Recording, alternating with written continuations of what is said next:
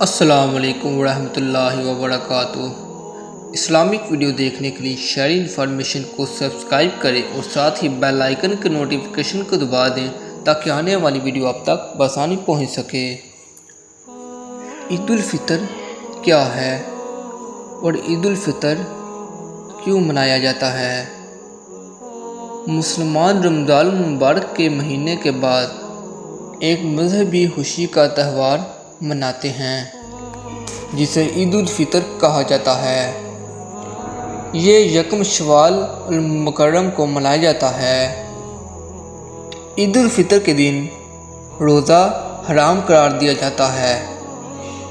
عید الفطر یا چھوٹی عید عالم اسلام کا ایک مذہبی تہوار ہے جو کہ ماہ رمضان المبارک کے اختتام کی نشاندہی کرتا ہے اور ہر سال بڑی دھوم دھام سے یکم شوال کو منایا جاتا ہے، جبکہ شوال اسلامی کیلنڈر کا 10واں مہینہ ہے۔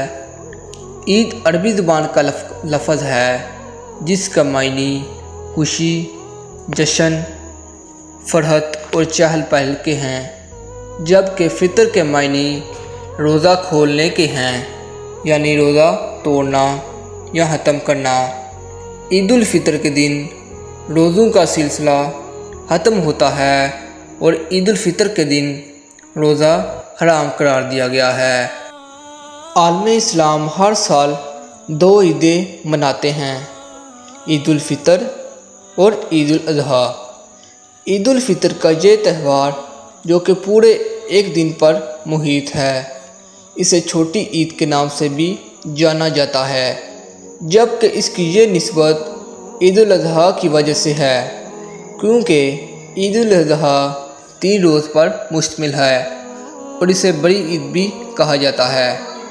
قرآن کریم میں سورۃ بقرہ 185 آیت میں اللہ تعالیٰ کے فرمان کے مطابق ہر مسلمان پر ماہ رمضان کے تمام روزے رکھنا فرض ہیں، جبکہ اسی ماہ میں قرآن مجید کے اتارے جانے کا بھی تذکرہ ہے، لہذا اس مبارک مہینے میں قرآن کریم کی تلاوت جتنی زیادہ کی جا سکے کرنی چاہیے۔ تو دوستوں، میں امید کرتا ہوں کہ آپ کو اس بات کی سمجھ آ چکی ہوگی۔ اس طرح کی مزید معلومات دیکھنے کے لیے میرے چینل کو سبسکرائب کریں۔ ملتے ہیں نیکسٹ ویڈیو میں۔ اللہ حافظ۔